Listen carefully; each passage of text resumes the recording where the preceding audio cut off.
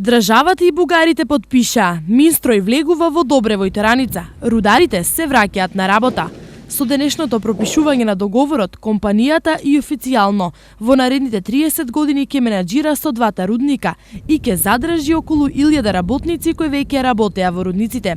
Компанијата ќе ги преземе сите 1000 вработени, со можност за дополнителни вработувања и дека работата на рудникот Злетово започнува веќе во месец мај, а во рудникот Тораница со ископување на руда неколку месеци подоцна, иако очекуваме првите вработувања да се случат многу порано. Имам целата соработка на државата, на општината, луѓето кои што знаат што треба да се случи, бидејќи тие луѓе повеќе од една година, скоро една година не добиваат плати.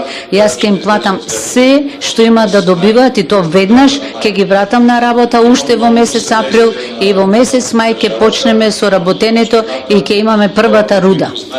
Со ова и официјално се прави чекор кон конечно рестартирање на овие два исклучително значајни рудници во Македонија.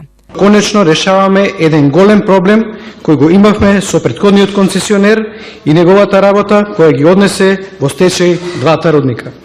Во меѓувреме, две компании се жалат на изборот на Минстрој за концесионер и нивните жалби се доставени до второстепена комисија.